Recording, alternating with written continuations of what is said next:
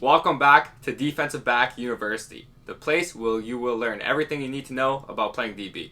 Now, in theory, today's tip is pretty obvious and doesn't make a lot of sense. However, what you'll notice watching film is that most defenders do not follow this tip. And the main thing is that when you're in the open field, you do not want to give the ball carrier time to make a move. You want to sprint full speed to him and close the distance as fast as you can. Now, if you've ever carried the ball, played offense, or done an open field tackling drill, you'll know that as soon as you turn and see a defender, you probably start to think about the move you're going to make or the multiple moves you're going to make on him. Now, if he's staying back, 10 years back, shuffling, waiting for you to either run towards him or to make a move, it makes it a lot easier on your end. But if he's sprinting at you before you expect it, closing the distance, closing the air, taking the air out, and not giving you time to make a move, it is a lot harder on your end. For example, you see this all the time when running backs or anyone takes short, choppy steps in each direction to either just buy time to read the defender's body language or to set him up one way and juke the other way.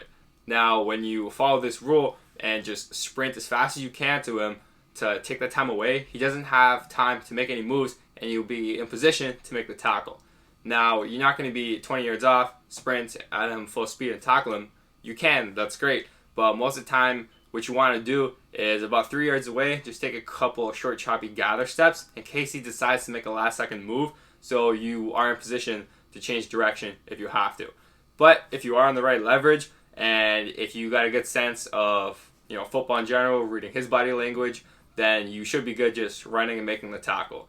The biggest thing here is don't be a defender, 10 yards off, shuffling, waiting for him to make a play, because you're just giving him time to to plan it out and to make a move and to make you look silly. Do not play into his games. Be the hammer, not the nail.